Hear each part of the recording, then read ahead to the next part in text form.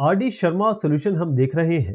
Class 12th है ये, chapter 19, exercise है 19.1, इनडेफिनेट इंटीग्रल्स। एक्सरसाइज में जाने से पहले हमको ये जानना जरूरी है कि ये इनडेफिनेट इंटीग्रल्स होता क्या है। अब इंटीग्रल यानी इंटीग्रेट, जोड़ना, डिफरेंशिएट मतलब तोड़ना।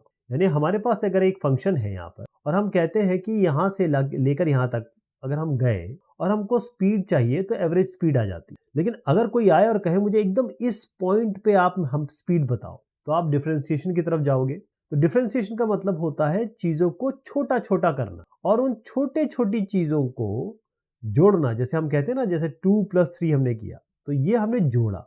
इसी तरीके से अगर हमको 1 से लेकर 5 तक जोड़ना है तो हम क्या करेंगे, सिग्मा लगा देंगे 1 से लेकर 5 तक। तो प्लस के बाद आता है सिग्मा, सिग्मा के बाद आता है आपका इंटीग्रेशन, ये इसका साइन होता है। तो इंटीग्रेशन किसी भी फंक्शन का हम जब इंटीग्रेट करेंगे, और dx के रिस्पेक्ट में क्यों कर रहे हैं, आपको याद होगा हम डिफरेंशिएट करते थे। जैसे हमारे पास एक फंक्शन fx है तो उसका डिफरेंशिएशन करते थे d/dx, यही तो करते थे। तो d/dx, तो यहां पर भी हम जो इंटीग्रेशन कर रहे हैं या जोड़ रहे हैं, समेशन कर रहे हैं, एक साथ ले रहे हैं, कलेक्शन कर रहे हैं, उसे हम इंटीग्रेशन कर। तो इंटीग्रेशन और डिफरेंशिएशन ये दोनों एक दूसरे के अपोजिट हैं, उल्टे हैं।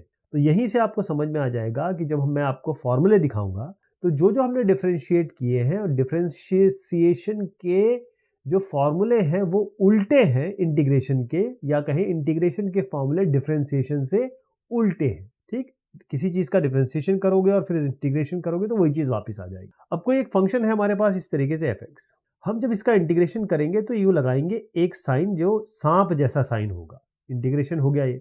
और उसको रिस्पेक्ट में, क्योंकि यहाँ fx फंक्शन है तो dx के रिस्पेक्ट में करेंगे। मान लीजिए इसका रिजल्ट आपका fx हम लिख देते हैं और साथ में हमको जोड़ना पड़ता है एक c। अब ये क्यों आता है c, कांस्टेंट क्या होता है? देखिए, जब मैंने इंटीग्रेशन के बारे में आपको बताया, सांप का साइन, इसको इंटीग्रेशन सिंबल कहा। जिसका इंटीग्रेशन होना है वो फंक्शन को हम इंटीग्रेंड कह रहे हैं। और आप ये कह रहे हैं कि भाई डिफरेंशिएशन से ही तो आगे बात बढ़ी है, तभी तो इंटीग्रेशन आया है, तो इसको हम कहेंगे dx के रिस्पेक्ट में या डिफरेंशियल ऑफ x। यहां पर जब आप fx लिख रहे हैं तो ये है क्या, हम इसको इंटीग्रल नहीं कह रहे हैं, हम इसको वन एंटी डेरिवेटिव कह रहे हैं। तभी मैं कह रहा हूं कि डेरिवेटिव और इंटीग्रेशन दोनों एक दूसरे के उल्टे हैं, यानी कि एंटी डेरिवेटिव ही इंटीग्रल है। और कांस्टेंट ऑफ इंटीग्रेशन का मतलब, मान लीजिए आपके पास एक फंक्शन है x+5। अब इसका जब d/dx आप करोगे, d/dx आप अच्छी तरीके से जानते हो, तो क्या आएगा, इसका 1 आएगा। तो इसका मतलब कांस्टेंट का डिफरेंशिएशन तो 0 हो गया, आपने x का किया।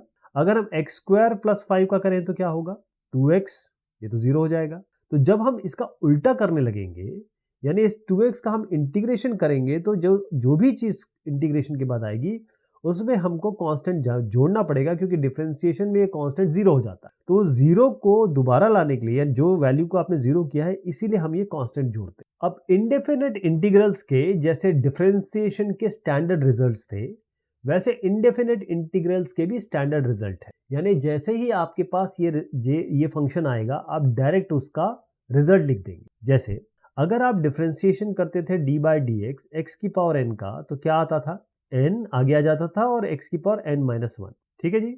लेकिन अगर आप डिफरेंशिएशन करेंगे और उसका उल्टा इंटीग्रेशन करेंगे, तो x⁴n का इंटीग्रल क्या होगा जी, इसका इंटीग्रल होगा x⁴n+1 और डिवाइडेड बाय n+1। बस n जो है वो -1 नहीं होना। अब ये आया कहां से, ये आया इस तरीके से कि अगर हम इसको ले, यानी x⁴n+1 बाय n+1 आपके पास है, इसका हम डिफरेंशिएशन करें d/dx, तो ये तो कांस्टेंट होता है, इसको तो हम आगे ले आएंगे n+1।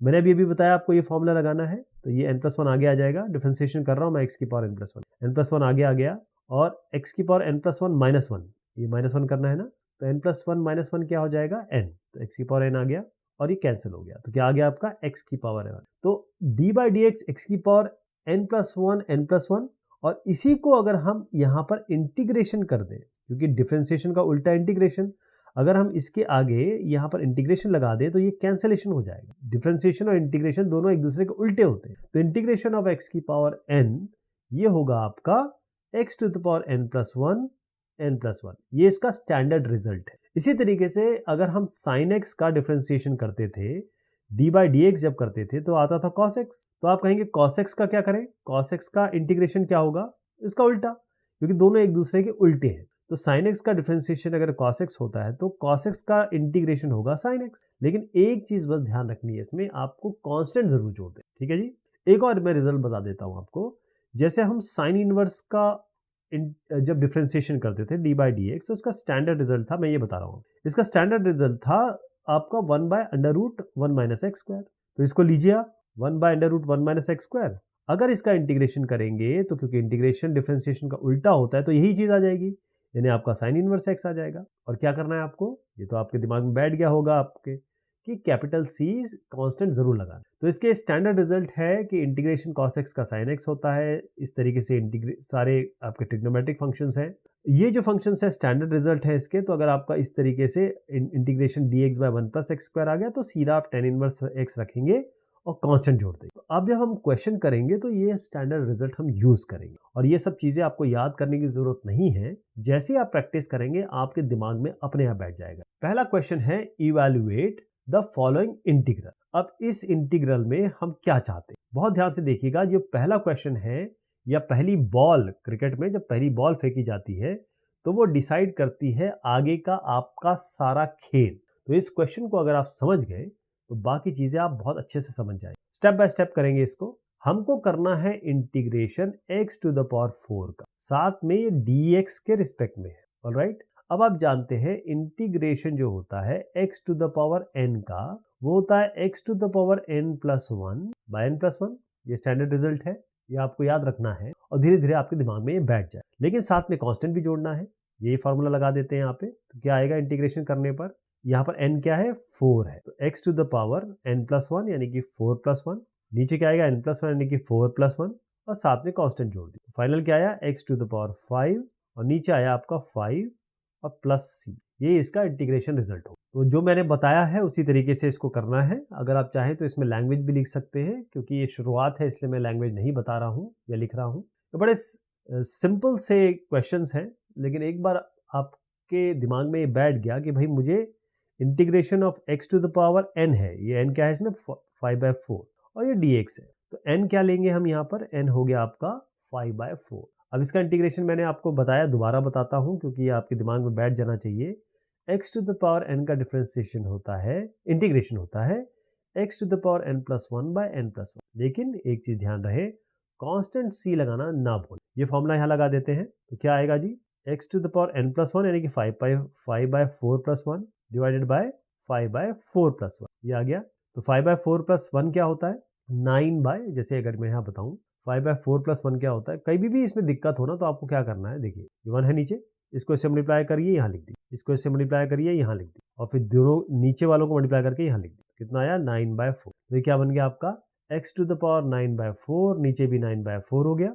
अब जानते हैं आप डिनोमिनेटर में जो 9/4 है ये 4 ऊपर जाता है, तो फाइनल क्या बनेगा आपका 4/9 x टू द पावर 9/4। लेकिन एक चीज रह गई इसमें, बताइए आप क्या रह गया, कांस्टेंट c। ये तो आप याद रख लीजिए कि आपको सोते समय भी अगर आपको नींद से उठाया गया कि भाई इंटीग्रेशन में आखिरी में क्या लगता है, क्या नहीं भूलना है, तो प्लस c नहीं भूलना है, क्योंकि ये आगे आपको बहुत काम आने वाला है, ध्यान रखिएगा। इसके बाद हम इनडेफिनेट इंटीग्रल के बाद डेफिनेट इंटीग्रल भी पढ़ने वाले हैं, तब आपको समझ में आएगा, और अभी आगे क्वेश्चंस में भी समझ में आएगा ये c क्यों इंपॉर्टेंट है हमारा। अभी तो आपको लग रहा होगा कि चलो ठीक है ये तो नॉर्मल है। तो इस तरीके से इसका रिजल्ट आ जाएगा। यहाँ पर है integration of 1/x to the power 5। तो जैसे हम डिफरेंशिएशन में करते थे या और तरीके से जो हम करते हैं वही हम यहाँ पर करेंगे। हमें इंटीग्रेशन करना है 1/x टू द पावर 5 का, तो हम क्या करेंगे, इसको करने से बेहतर है x की पावर 5 को ऊपर ले जाते हैं, तो x टू द पावर -5 हो गया ये। अब ये कैसे बन गया, ये वैसे बन गया, integration of x to the power n ऐसे बन गया ना। तो क्या आएगा, x to the power n plus 1 by n plus 1, तो x टू द पावर इसका जो रिजल्ट आएगा n प्लस 1 यानी कि -5, n इसमें -5 है, तो -5 प्लस 1 क्या होता है, -4, यही तो होता है। तो यहाँ x की पावर -4 अब मैं डायरेक्ट लिख देता हूँ, हम थोड़ा फास्ट करेंगे अब, क्योंकि आपने 2 क्वेश्चन कर लिए, अब आपको बेसिक पता चल गया है। नीचे क्या आएगा, ये भी -4 आएगा, तो उत्तर आपका ये आ गया। इस तरीके से हो जाएगा। अब आप देख भी लीजिए इसको करना कैसे है, स्टेप बाय स्टेप ऐसे करेंगे हम। नेक्स्ट वाला है, क्योंकि ये थोड़े अलग अलग टाइप के जो भी होंगे वो हम जरूर इसको लेंगे। तो इंटीग्रेशन हमको करना है 1/√x x to the power 3/2, x raise 3/2। करने का तरीका क्या है, सीधा आप इसको ऊपर ले जाइए, तो एक्स टू द पावर -3/2 हो गया।